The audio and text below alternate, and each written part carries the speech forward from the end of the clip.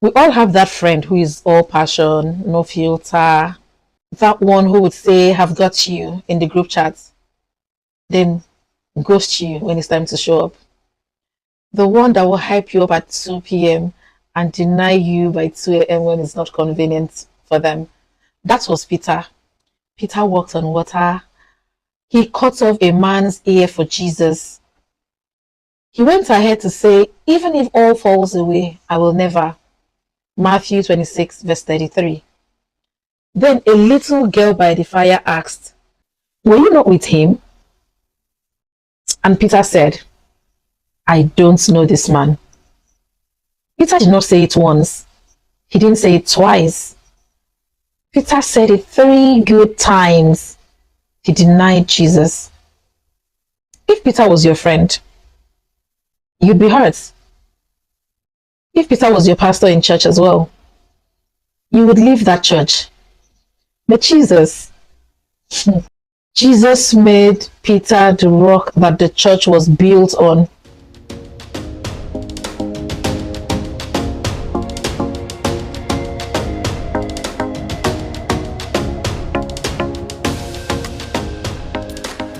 Welcome to the series Flawed but Chosen. I'm Abibat and this is Fly with Spyce. Today we are talking about Peter, the impulsive, loyal, loud, scared, restored leader who proved your worst moment isn't your last moment. But before we dive into it, please do well to subscribe to my channel because I would not want you to miss out on any of our upcoming episodes. Like so that this video and other videos will be shown to others as well. And please share to someone who might just be feeling disqualified. You never can tell where your message will meet them. So let's get right into it. Peter, as we know it, is you and I in a lot of ways, is the guy who acts first, then think later. Jesus said, "Who do you say I am?" Peter jumped in again. "You are the Messiah." Matthew 16, verse 16. Gold star. 2 verses later, Jesus talks about dying. Peter again, "Never, Lord." Jesus responded, "Get thee behind me, Satan." Matthew 16, verse 23. Peter went from revelation to rebuke in 60 seconds. That is you declaring that 2026 is your year in January and you're back to your ex in February. That's you posting, "I'm done with drinking and smoking" on Sunday, and at the club on Friday, boom, you are back to it again. That is you telling God, "I will never go back to that lifestyle, that habit, until pressure, fear, or convenience shows up." Peter was bold in the boats and broken by the fire. And if we're being honest with ourselves, most of us are too. We're very strong in public, but we're weak in private. We're confident outside, confused by that DM. But here's the thing. Jesus already knew that Peter would deny him and still washed his feet. That's in John 13. Your takeaway from this is God's call on your life is not based on your consistency. It's based on God's commitment. Luke 22, 31 to 32, Jesus tells Peter, "Satan has asked to sift you like wheat, but I have prayed for you that your faith may not fail you." Notice that Jesus did not pray that you won't fall. He prayed that your faith would not fail after you've fallen. Because Jesus knew. He knew that that same night Peter was going to deny him. Peter wasn't just going to deny him once, but 3 times. And when the rooster crowed, Peter remembered. And Peter wept bitterly. You'll find that in Luke 22, verse 62. Can you let that sit in? That is the text you sent to someone and instantly regret. That's the lie you told that you couldn't take back. That's the night you said, I am done with God, because you were disappointed for that prayers that was not answered. That's the relapse. That's the compromise. That's the I knew better, but I did it anyway. Peter didn't just fall. He fell publicly, and he knew that Jesus heard him. Peter's shame was public. You cursed out your boss and then got fired. You cheated and lost that relationship. You fell back into porn after 6 months of coming clean. And now you think that God is done with you. But the rooster crowing isn't God's rejection. It is a reminder from God. It is God telling you, I told you you were going to fail. But yet, I still choose you. John 21. After Jesus' resurrection, Jesus finds Peter. He wasn't preaching. He wasn't fishing. Peter went back to his old job, back to what was safe for him. And Jesus did not show up with a lecture, no judgment, no condemnation. Jesus shows up with food, breakfast. Come and have some food. John 21 verse 12. Then he asked, Peter, do you love me? He asked 3 times, one for each denial. Jesus was not rubbing it in. Jesus was rewriting the denial. Peter denied him by the fire of coals. Jesus restores Peter by the fire. John 18 verse 18 versus John 21 verse 9. Same setting, but a new story.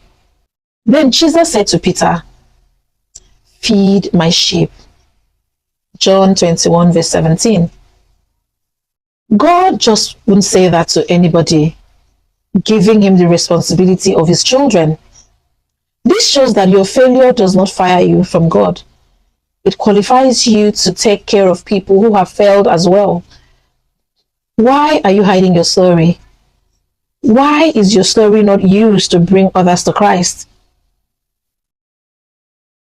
Your story is a testimony that others need to hear.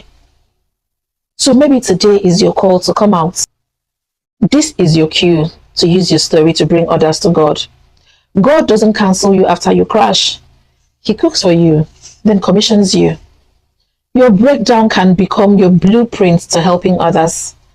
Because who better to pastor people who have denied God than someone who has done it and God restored him? Your story is redemption for others. Peter was not perfect. Acts chapter 10. God had to show him a vision 3 times to stop being racist towards Gentiles. Galatians 2. Paul calls him out for being two-faced, eating with Gentiles until the church people showed up. Then he pulls back.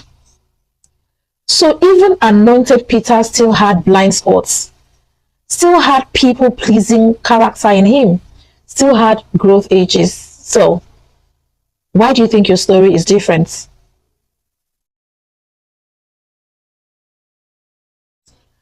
You can be preaching on Sunday and prejudiced on Monday. You can be leading worship and still battling insecurity. You can be 10 years saved and still have to unlearn a lot of things. Being chosen doesn't mean that you're finished. It means that you are in process. God uses you while he's healing you, not after. Your rooster already crowed. So what is your denial? What is that thing you did that makes you avoid eye contact with God? What is the moment you went back to fishing because you thought you were disqualified? Listen to me today. Peter denied Jesus with his words, but Jesus restored Peter with his words, feed my sheep. And 50 days later, the guy who was scared of a servant girl preached to thousands in Acts chapter 2. 3,000 people were saved in one sermon. The denier became the path to deliverance. Because your worst moment isn't your final moment. Your rooster crowed, yes. Now it's time for your resurrection.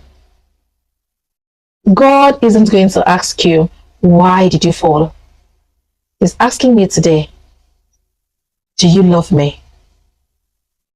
And if your answer is yes, even with a broken voice, then feed my sheep. Get back up. There are people assigned to your testimony and your story. If you have been fishing in shame, come out and have breakfast with Jesus today. Jesus is not mad at you. He's making space for you. For the Peters watching me today, I'm talking about you. I'm talking about myself. The ones who loved you or loves you but failed you. I pray you listen to the voice of God calling you today. He's calling you by name, not by your mistake. God is here to restore your voice. He's here to restore your assignment. Let your denial become a doorway for others to find grace in God. You aren't disqualified. You are in development. I am Abibat, and this is Flawed but Chosen. The next episode, we'll be talking about another interesting biblical character that God did not disqualify. Please subscribe to this channel if you haven't done so. Comment under this video, I am chosen. That's if you're done letting failure sideline you. And go ahead to share this video with someone you know who think they blew it forever, because God is waiting today to have breakfast with you. Your denial doesn't delete your destiny. This is Fly with Spyce. I'll see you in the next episode.